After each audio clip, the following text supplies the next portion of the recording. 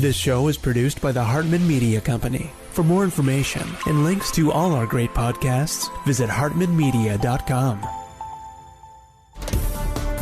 Welcome to the Holistic Survival Show with Jason Hartman. The economic storm brewing around the world is set to spill into all aspects of our lives. Are you prepared? Where are you going to turn for the critical life skills necessary to survive and prosper? The Holistic Survival Show is your family's insurance for a better life. Jason will teach you to think independently, to understand threats, and how to create the ultimate action plan. Sudden change or worst case scenario, you'll be ready. Welcome to Holistic Survival, your key resource for protecting the people, places, and profits you care about in uncertain times. Ladies and gentlemen, your host, Jason Hartman. It is my pleasure to welcome Malcolm Collins to the show. He is a former venture capitalist, a current private equity investor, and he is the author of the Pragmatist Guide series that includes 5 books, a guide to life, relationships, governance, and more. And today we are going to talk about a variety of topics, not the least of which is the economic impact of demographic decline. We're going to talk about that as it relates to the US, China, and the world in general, as well as a whole host of other things. I met Malcolm in Ecuador just a couple of weeks ago, and it was a real pleasure having some very nerdy conversations with him. So glad to have him on the show. Malcolm, welcome. How are you? It is so great to be here today. You know, and this is an issue. We mentioned my VC background and the demographic stuff. So I was actually a director of strategy at a early stage VC firm in South Korea, actually the number one early stage firm there at the time. And I had this moment there where, you know, in VC, and a lot of people, they ask, why are all the Silicon Valley people so interested in demographic decline, but like the Wall Street people aren't? And it's because the VC people need to plot 50, 100 years out, whereas the Wall Street people are typically planning 5, 10 years out, right? But sometimes you can make very good bets when you have this longer 50-year time horizon and you see things before other people do. Sure. And when I was working in South Korea, I had to plot the future of the economy. Well, the problem is, if you look at their current fertility rate, which is dropping every year. You're talking about South Korea now, right? Yeah, South Korea. Which has the lowest fertility rate on Earth. It's absolutely extinction, collapse. Yeah, forever. let's assume it doesn't keep dropping. It stays where it is, right? So that means for every 100 Koreans, there will be 6.4 great-grandchildren.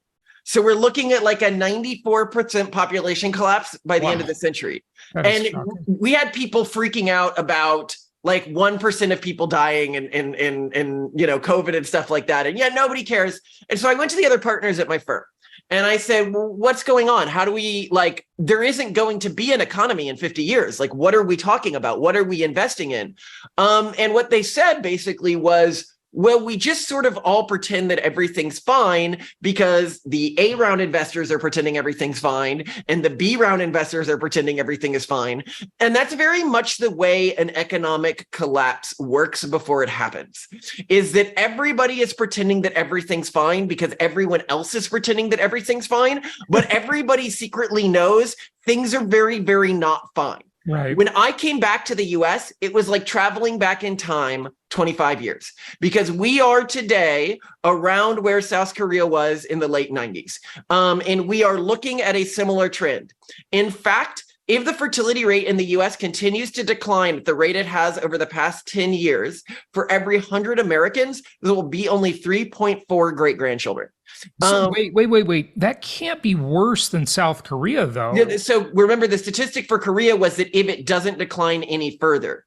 In America, the statistic I just gave is if the rate of decline continues at the rate it's going at now. So you're talking about rate of decline rather than current rates projected forward for the U.S. Yes. So for the South Korea, you did it differently. So South Korea, what I did is I said, suppose their fertility rate stays constant. You gave them the benefit of the doubt, in other words. Yeah. Right.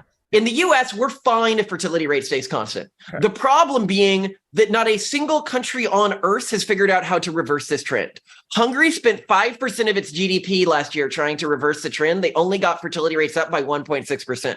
Wow. And this is, and that is like an irrelevant number. When we were talking about how screwed China is, A lot of people underestimate. So they hear China and they go, oh, this is all about China's one-child policy. That's why they have a low fertility rate. And it's like, no, something new, something catastrophic is happening. In 2020, their fertility rate fell by 20%. In 2021, it fell by 13%. Double-digit rates of decline are insane. You think, oh, this is just zero COVID. 2022, it's going to go back up. 2022, it did go back up, 0.18%.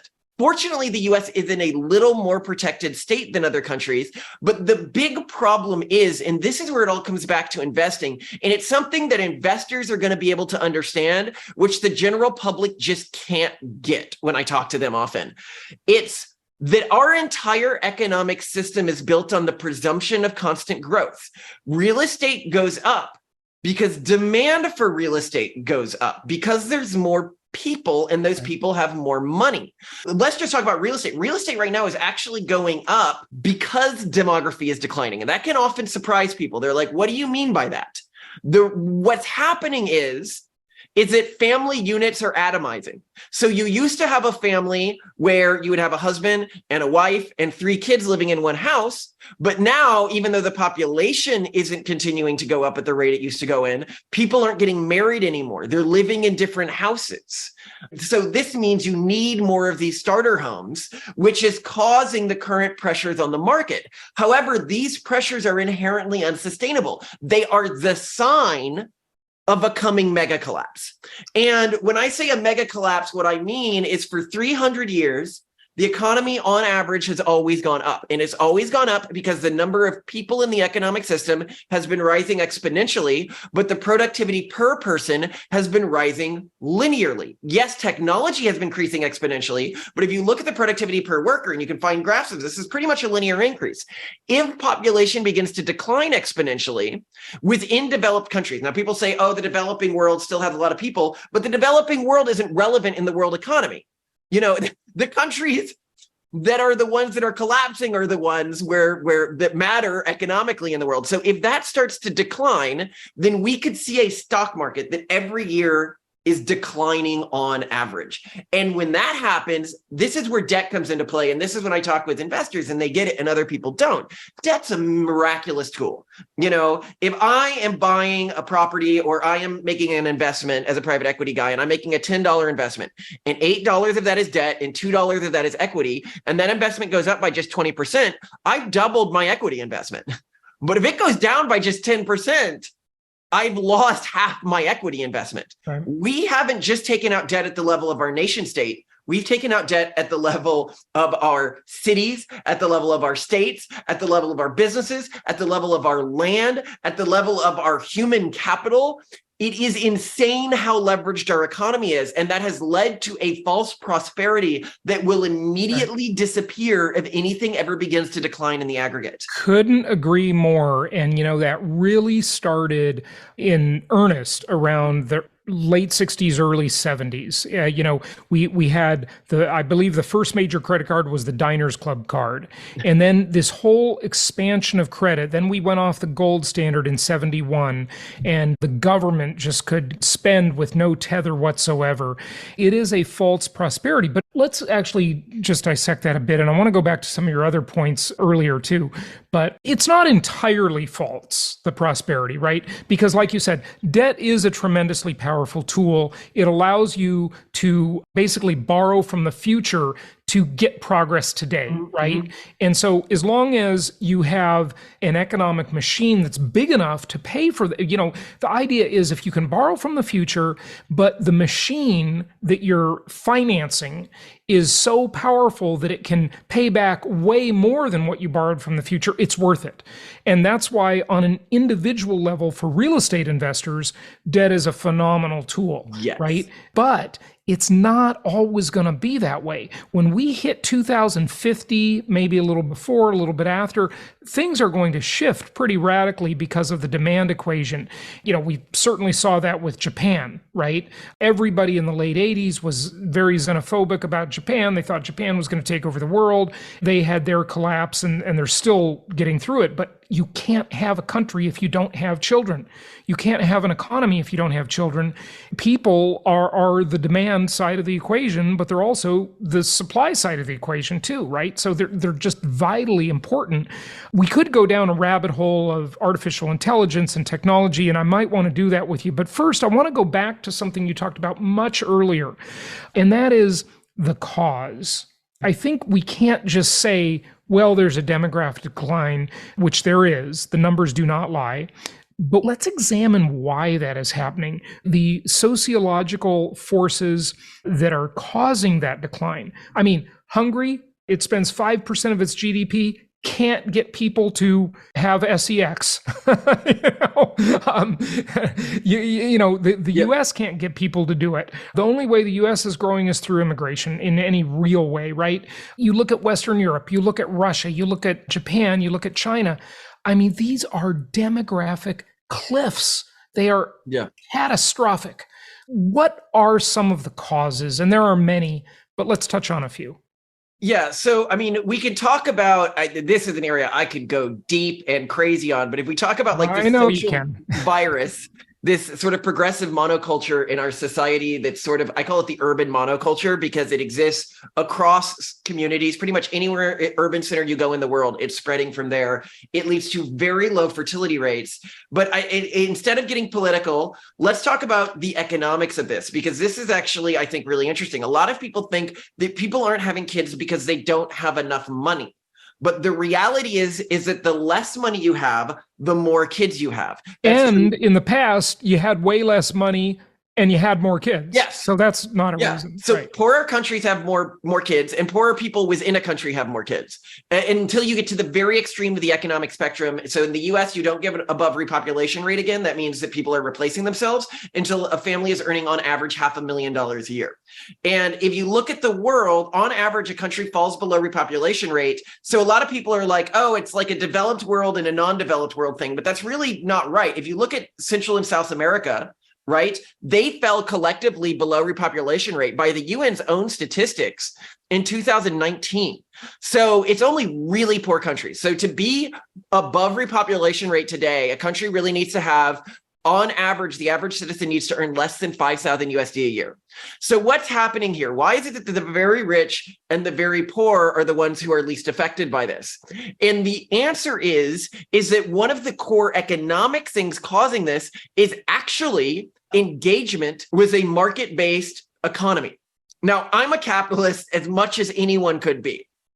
But we have to admit that to an extent, this is somewhat caused by capitalism, in that capitalism is a great system for dynamically judging the value of a person and paying them just what it needs to pay them to get them to spend their time doing something that the system sees as productive versus something else. The problem is that the system isn't good at judging long-term value from stuff like adding humans to the system, like kids to the system. So if you have a smart, well-educated person, right, who can command a high salary, that high salary that they are quote unquote commanding is actually the system, what the system needs to pay to bribe them to not have a life.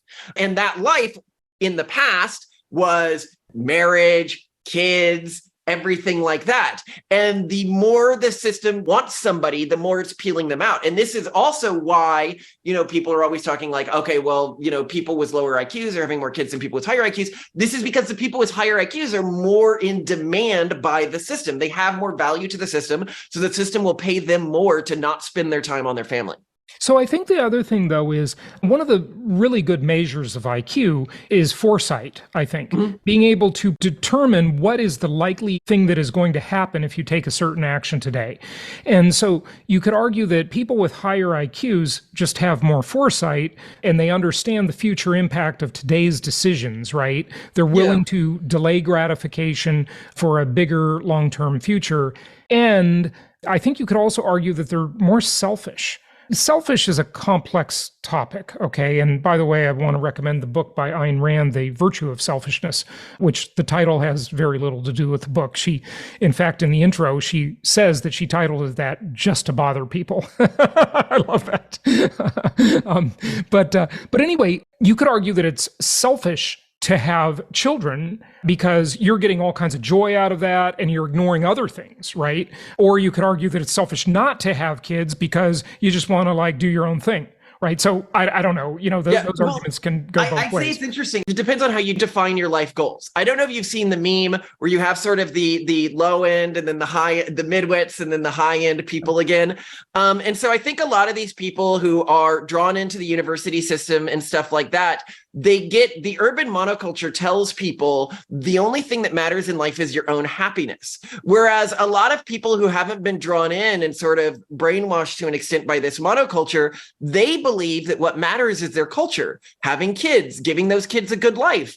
And yet when people in this urban monoculture think about kids, what they're asking is, how do these kids improve their own life? So I think what you have with people at the two ends of the spectrum, you have your Elons, and then you have your people who aren't going to college, and both of them realize a fundamental truth, I think, which is that in reality, a life well lived is a life where you are passing something down to future generations, where you have a satisfying family life, you have kids, you are continuing your cultural traditions. And so much of us have forgotten the value of those things. Well, the lefty media and just the lefty narrative will convince people that that's wrong and that kids are bad for the environment and people are a cost, not a resource. People are a cost, but they tend to also pay for themselves. It's both. And by the way, a great book that I've recommended many times before on the show is called The Bet. And it's about Ehrlich and Simon and this big debate in the 70s over the environment.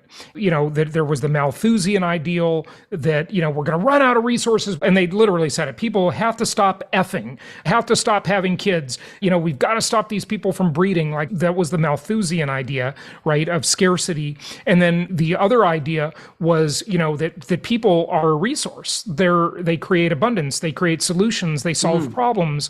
And that's the side I'm on. I like people. I think they're great. I think the next person born could be the person who cures cancer and helps us colonize the universe. Who knows? It's just really unfair. And Mark Stein made an interesting comparison to this idea of the avatar of a feminist left-leaning woman, right? Who's in her mid-30s, who doesn't want to have children because she thinks children are bad for the environment. And she thinks that's really like selfish to have kids. Okay, of people to do that. But interestingly, when she gets older, will be a 100% burden on the economic system because there will be no one to take care of her, no one to pay into the system. She will simply be a burden and the government will have to take care of her because there's no kids. And it doesn't understand. It could be her kids taking care of her. That's the one-dimensional way to think of it, of course. But really, it's kids in general that are the next workers that pay into the pension system. Okay. Yeah. And that's why China will collapse very soon because China is a demographic disaster. Okay. There's simply no children to support the older retiring workers. So one of the things I find so hypocritical is this hypothetical progressive woman who you mentioned. When I go talk to her about this, well, you're going to be living off the system, right? Isn't that fundamentally selfish? She's like, no, we can fix this with immigration. And then I point out, I'm like, well, Latin America fell below repopulation rate, 3 years ago, right? And they go, oh no, we can fix this with immigration from Africa. And it's like, so is your actual, like, not racist plan to import people from Africa to pay for a bunch of non-working white people who decided not to put in the effort to have kids themselves? Sounds like slavery to me. It's obviously a much more ethical sin, but than slavery, but it is still unethical. It is. And worse, it creates a system where the developed world's economy is completely reliant on African countries staying poor to maintain this high fertility rate because no one, and people should be focused on this, no one has figured out, except for Israel, and we can get on that later, has figured out how to combine prosperity gender equality and education with anything like a stable population. But, and this is something we haven't talked about that I know some of your readers are shouting at the screen, even if all of these things weren't problems, we still have the problem that dating markets are completely broken right now. Okay, let's talk about that one because I couldn't agree more. It's amazing to me, like I remember being razzed a few months ago about a couple who has been married forever. You know, they're lucky they found their sweetheart very early in life. They've been married for a long, long time. And they said, Jason, you know, when are you going to get married? Are you just going to be a bachelor forever? And as if I want that, right? Like as if I have a choice. Their whole perception of life is literally 4 decades old. And they have no concept of how much it has changed, even in the past decade. It has just radically changed. Like, think about it. If someone has that reference point of 4 decades ago, they're literally 2 generations out of step. You know? I couldn't agree more. And not to mention the massive impact of technology. I mean, no. Yeah. Oh, so there was a tweet I saw recently that I really agree with, which is being, you know, a younger person in a happy relationship, like happy marriage today feels like catching the last chopper out of Nam. Yeah. It is out of Vietnam, yes. Yeah, Vietnam. You know, you're like, oh God, like the rest of those people are really screwed. I am lucky to have gotten on this because I don't know. You know, I met my wife. The problem is, though, with that metaphor you just mentioned. So being in a good relationship today is like catching the last helicopter out of Vietnam being evacuated, right? Yeah. But the problem is that helicopter, the metaphorical helicopter, is being shot at constantly because there are so many forces in social media, the media in general. When I say media, I don't just mean the news, right? I'm talking about movies, books, TV, everything, the music especially. The whole drift of society is breed discontent, ruin relationships, cheat, have fun, live for today, have the hookup culture. It's just absolutely disgusting. It's a total mess. People have to realize that what has happened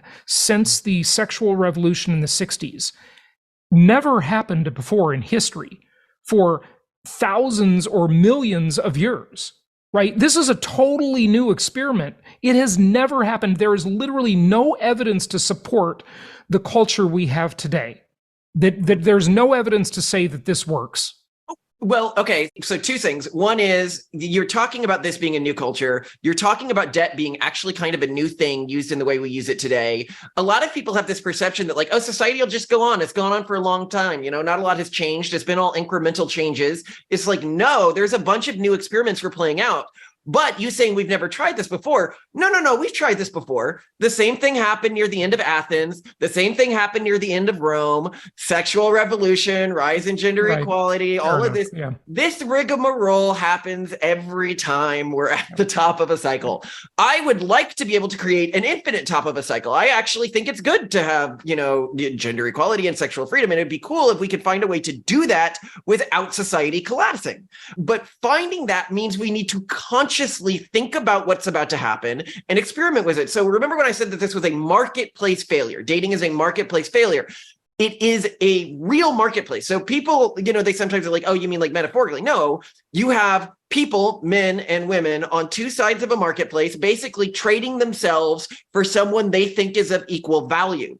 The marketplace, well, ideally greater value, especially for hypergamous women, but okay, right, equal or greater value. The problem comes when people get a misperception of their own value, then you can't create a harmonious trade. So if you have a woman, for example, we talk about this a lot in the Pragmatist Guide to Relationships, and she has been able to sleep with men who are a much higher quality than the men who will settle for her. She has a self-perception that her value on the market is higher than it actually is. So she will not be happy with a trade that is, but in market terms, an equal trade. And so this is what we mean when we say you have a broken marketplace. And it is very interesting. And women also have a problem here. You know, I actually know a woman, when we talk about like mainstream society having a broken marketplace, who converted to Mormonism just to find a husband. And she did. Yeah. And she's very happy now. You know what, I tell you, I have considered the same thing. I mean, the Mormon culture is really good. And I'm not saying everything about it is good, but the Mormon groups I've hung out with over the years and known, it just seems like they have a really good sense of community. And by the way, being a moderately religious person, it's interesting. Leo Tolstoy came to the United States, and he was an atheist all his life, a hardcore atheist. Okay. And then he became religious later in life. Imagine that. I wonder why that happens, right?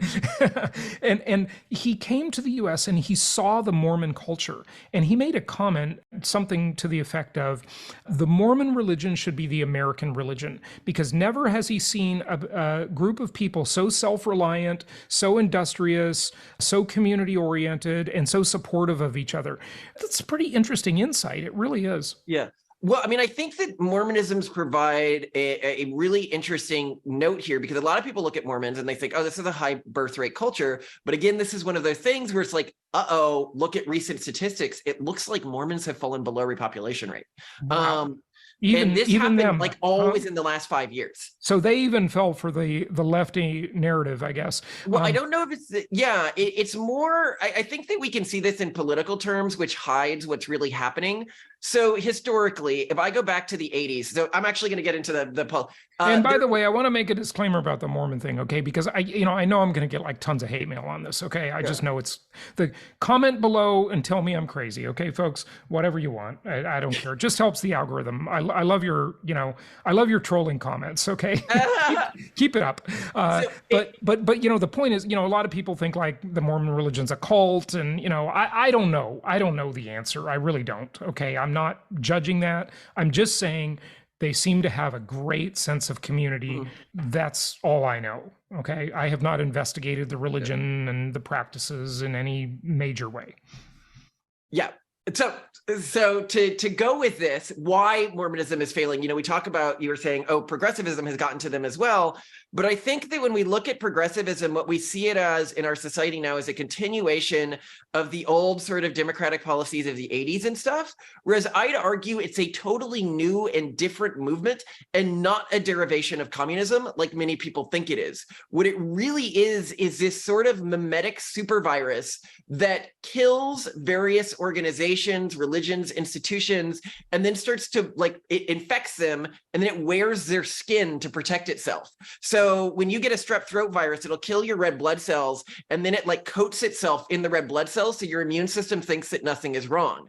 And what I mean when I say this is I think if you look at the modern feminist movement or the modern Unitarian Universalist church or progressives from pretty much any religion or any church, and you scratch beneath the surface, you're going to see that they have very similar beliefs about everything, whether it's a progressive Jew or a progressive Muslim. But if you look at conservatives, from these same religious traditions, they typically are quite differentiated in their beliefs about the world. And so what you are seeing here, and what the progressive movement is optimizing for isn't what it historically optimized for. It used to optimize for equality, even if that's misguided. Now it seems to optimize for the removal of any emotional pain. That's why you see things like California removing things like test scores. Obviously that'll cause more emotional pain in the long run, but in the short term, it removes emotional pain. This argument of we can remove emotional pain from your group if only you submit to these social norms is a really powerful argument, especially to a pro-social community. And a lot of communities have put up a longer fight against this than others, but they will all eventually succumb to it unless they build intentional social technologies to protect themselves. And from the more conservative Mormon communities to the more conservative Catholic communities, you see people beginning to build these new social technologies to fight these new challenges they're facing and stabilizing their birth rate within the more conservative factions of these communities. Okay, so people are undoubtedly thinking, what is he talking about, a social technology? Are you talking about a social media app or a dating app, or what are you talking about when you say that? Oh, here's a great example of a social technology that's been very effective. So one group that's been very effective at fighting this are the Mennonites, right? Mennonites are a form of Anabaptist, similar to the Amish, but not as extreme as the Amish. And one thing that they will do is they have these little apps on their phones. Now, this isn't the social technology. The social technology is the way that they're using it. So it's a way you're using technology to combat something else that lock their phones out of most of their capabilities. And they give the password to these apps to their spouses or best friends. So they have to admit to their spouses or best friends a social, like a failing of self-control when they want to use them, but they can still use them for business purposes because their spouse is like, oh, you're using this for business. Okay, here, I'll grant access to this specific app. So that's an example of a social technology that has emerged to fight new social pressures that didn't exist 10 or 20 years ago. Okay. Yeah. So it's basically an agreement, a social agreement. Yeah. Yeah, a social agreement. I mean, a Mormon, when we're talking about Mormon dating wards are an example of a social technology where everybody comes together who's of a certain age and who's single, and then they pretend to be a husband and wife and like host other people in their ward, so they get to try that out. I mean, a lot of that is like, you could argue that the debutante ball or the bar mitzvah and the bat mitzvah are social technologies. Yeah, sure. Okay, got it. Oh, and marriage itself, right? Okay. Yes. Yeah, absolutely. Yeah. Okay, good. Let's move on, but let's circle back to the economy and what all this means to the economy, what we can look forward to, in the next 10, 20, 30 years. I think that's really important. It's what our listeners want to know. Yeah, so I think the first thing you need to know is that the ball on this is going to drop somewhere in East Asia. Could be South Korea, could be China. We don't know. But within the next 20 years, probably within the next 10, we are going to see an economy collapse, and it will be broadly recognized that it collapsed due to fertility rates. When that happens, people will start paying attention to fertility rates and may start pricing it in to the way that they're investing in things.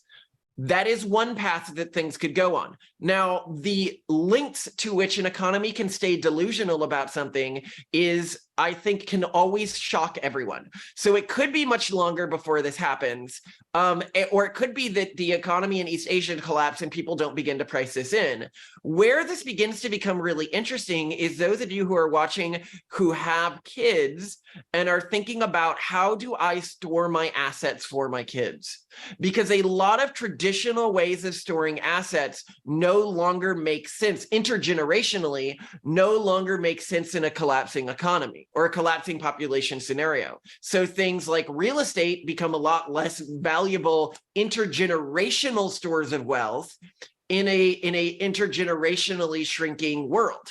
Things like hard assets with stable values, gold, become less stable intergenerational value sets, right?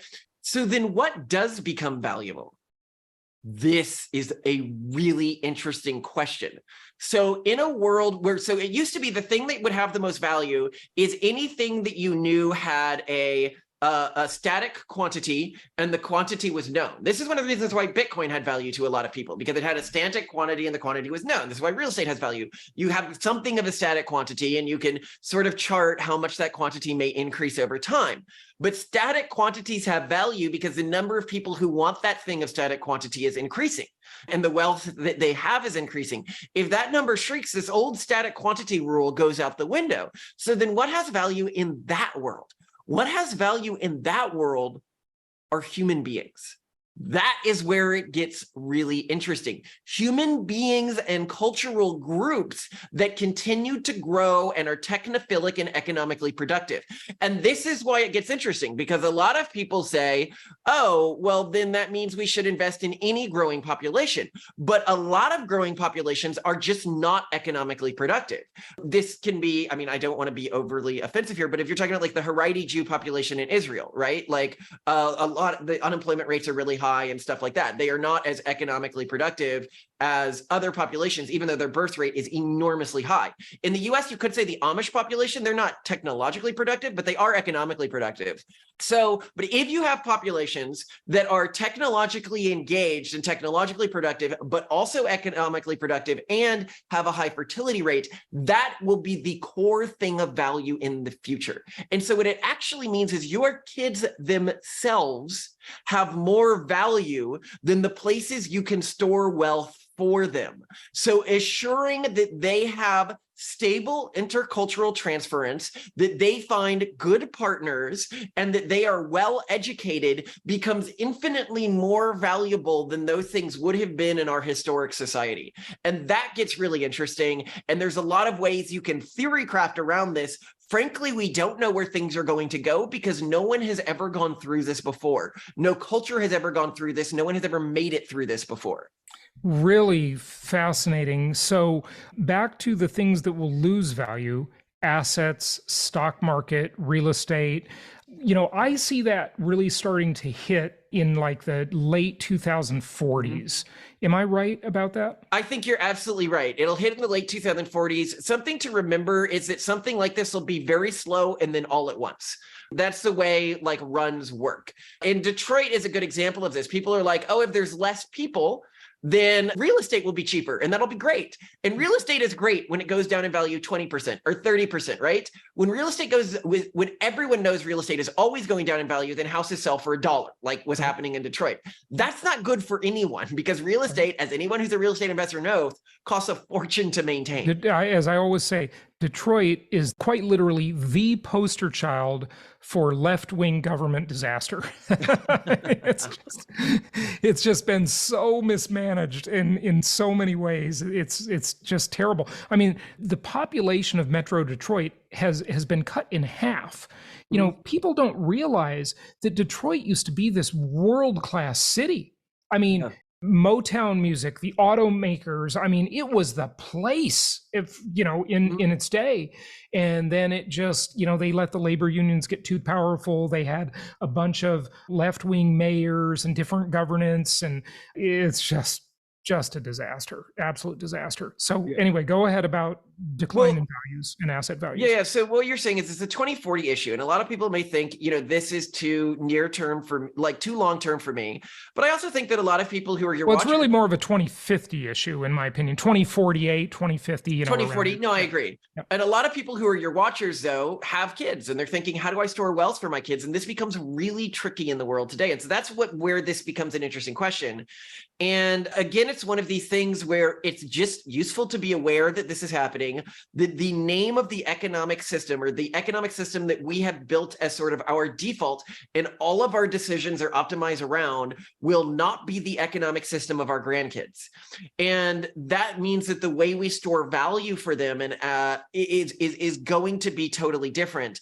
But what's really cool is that being in the US, we will get to see how other countries react to this and how other countries collapse before it hits us, because we are fortunately a more culturally resistant country to this sort of prosperity-induced collapse than East Asian countries. So I think that through looking at how East Asian countries react to this as it happens to them, we can get a better understanding of how our government's going to react and how to store value. Now, one of the fears is you look at something like zero COVID in China, right? All of these tracking apps, everything like that. This might be a government reacting to this, trying to control the populace to prevent revolutions, so that even as things collapse, the static power hierarchy can stay stable and they can sort of wipe up any value that's left in the economy. Yeah, I mean, look, the Chinese Communist Party is definitely in fear.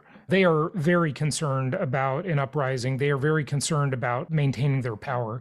And, the zero COVID policy was just insane. The way they oppressed people was beyond the beyond. But what I think really people want to know is, like, what do they do, specifically to just guard against this future, especially people in the US? Yeah. And one thing that I think needs to be understood, though, is that we're talking about overall population decline. What we didn't really consider, and we just don't have time to, is immigration and the way people will, I think, find the US to be the most desirable island in the storm. And I think they're going to continue to do that, because I think it's, whatever is going to happen in the US is going to be worse in the vast majority of other places, in my opinion. Am I wrong? No, you're right. The US is the island in the storm of this. Yeah. So Americans, or people coming to America, take heart. You're in better shape than everybody else, right? Yeah. So the question is always compared to what? So we looked at different countries and answered the compared to what question. The US is far better off than the vast majority of other countries, okay, in literally every way, even though it is also in decline, okay? Yeah. I don't deny that. But certainly the US has been in much better positions in the past. Then we have to look at different asset classes and answer the question compared to what? Right? So we talked about how this is going to put massive downward pressure on the stock market, massive downward pressure on real estate values, but there are so many other things. I mean, bank failures, defaults on treasury bills, possibly just massive inflation through money printing to paper over the problem. Yeah. How does that all look? Well, so what increases? So there's two real areas. So you're like in this world, if you're talking about compared to what? AI is really going to change things. Huge topic. And that might be a really initial unemployment, but then ultimately overall long-term increase in prosperity. Well, and AI could fix everything I've talked about. Right. If AI can begin to add workers to the economy through simulating human beings, what a weird way to enter a post-human world where humans just stop breeding and AI voluntarily replaces them because they've decided to date AIs over people and stuff like that. So I think that what does AI eat? AI eats power. What does AI trade? Well, so it can't trade assets as easily as we can trade assets, right? Like it can't open a bank account, but it can trade crypto. So AI is going to engage with assets very differently than we have historically engaged in assets. Can that protect those assets? I don't know. I think the core areas where you are going to see value maintained, and this is what I see a lot of my very wealthy friends focused on right now, is when I say like build community, I mean like literally like they are buying land, they are having other wealthy people that they know or smart people they know who aren't wealthy move to these lands, start these communities. Or the people I know who are just smart and not wealthy. They're finding people who are culturally aligned to them. They're making sure their kids know each other. They are sort of moving back to a communitarian society. Yeah. And I think permaculture, whatever. Yeah, I get it. Yeah. I see that trend quite a bit.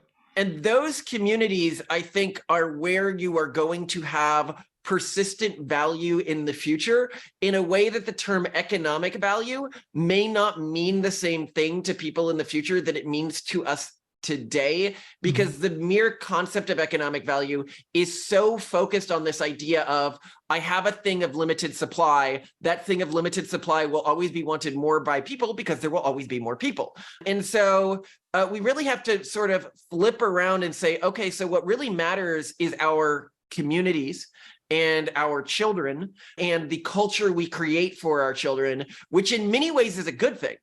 In Korea, this was constantly obvious to me. I was like, I lived in this country where, I'd think, okay, so what happens? Their population declines 95%. Where do they get immigrants? Well, they can't get them from Japan. They can't get them from China. Both of those countries are also collapsing in population.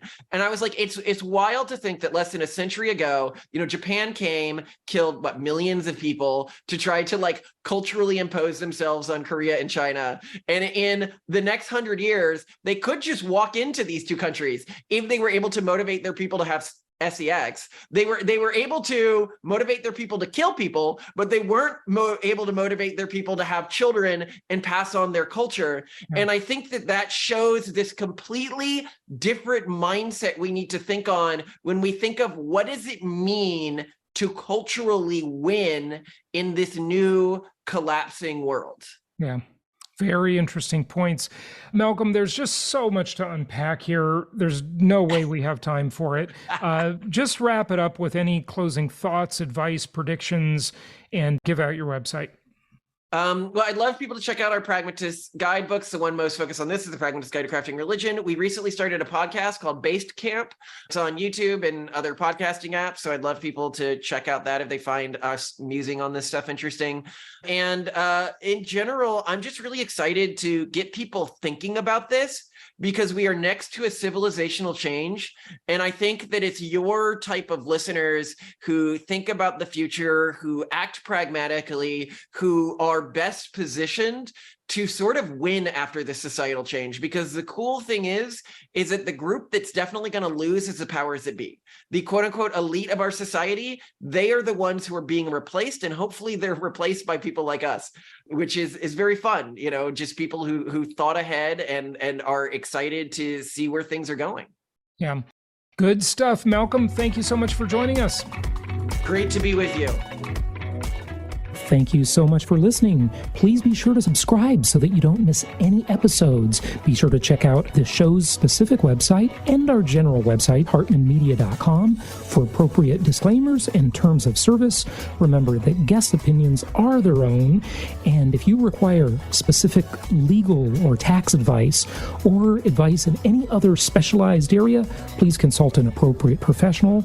And we also very much appreciate you reviewing the show. Please go to iTunes or Stitcher Radio or whatever platform you're using and write a review for the show. We would very much appreciate that. And be sure to make it official and subscribe so you do not miss any episodes. We look forward to seeing you on the next episode.